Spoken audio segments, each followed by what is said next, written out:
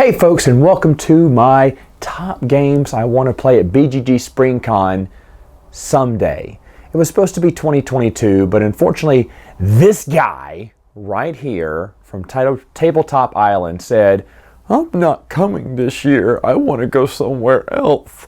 And he was the whole reason I wanted to go. So it broke my heart. I've been crying for a whole week.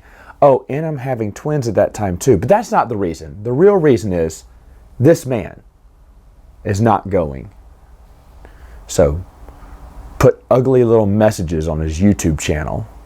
All right, obviously I can't because I got 2 newborns on the way, or as of this video when it hits, they'll already be here. And they'll be 3 months old by the time I go. No, never gonna happen. So I am a little bit sad, and I did originally have this planned, these videos planned of games I wanted to play. I was going to have Bernardo on here. He was going to give 5. I was going to give 5. And we're going to do this for about 6 weeks, leading up to BGG SpringCon. Well, since a lot of my games will be coming late spring or whatnot, and I don't have anything to review at the moment, I thought, why not go ahead and tell you about some of the games that I wanted to play that I may never play now. It may be 3-4 more years before I ever get to go to another convention. So, but that being said, what games would I love to play that I just can't? This one is all Queen games. I want to tell you that one. I wanted to start off with a bang. Plus, I think Bernardo's list of 30 were all Queen games as well, if I'm not mistaken. I think that's what he told me. But my first one is Skylands. Skylands I've seen on and off on Amazon for like 20 bucks, 15 bucks. I'm like, oh, should I get it? And of course, you can get the Queenies, I think, online too, or through their website. So I was like, well, if I like it, I could also get the Queenies too. It is a tile placement game, which I'm not very interested in those type games. However, I do like how you're trying to make these islands out of the tiles, and the bigger the island, the more people of that color that you'll get, and you can exchange those colored people on the island for different actions and build your board up to get more victory points and whatnot. I don't know, it seems like fun. A lot of Queen games are usually fun like this. They're like a mid to lightweight level, and I really love those type, but this is one I really need to play before I pay. The next one has been on my want to play list for quite some time, past couple of years. All these have, really. I made this list like a couple of years ago and just kept adding on to it over the years. But Batavia is another Queen game. It is sort of like a auction game, a bidding game, with a little bit of set collection because you're trying to get these cards too, to sell these ships, to get certain treasures, I think, or maybe it's supplies or goods. Either way, it looks very unique, and I don't know, there's just something about it that just attracts me to it. Now, this game could be total garbage. It could be total garbage, like it's a coin flip. This is another one you can get cheap secondhand, but just because the game's cheap doesn't mean it's a great game, right? Now, I pride myself in finding these games that are super cheap. There are a lot of fun, and I was gonna dig for gold and see if I could find it in Batavia.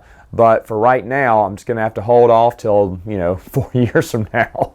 Will the game even be in their library to play? Well, it's BGG's, probably so.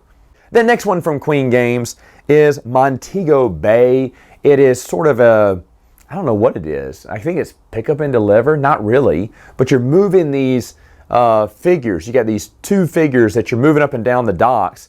And a big guy can bump a little guy on the other side of the dock. That can help you, that can hurt you, but you're trying to pick up certain goods, and deliver them on both. So it is pick up and deliver.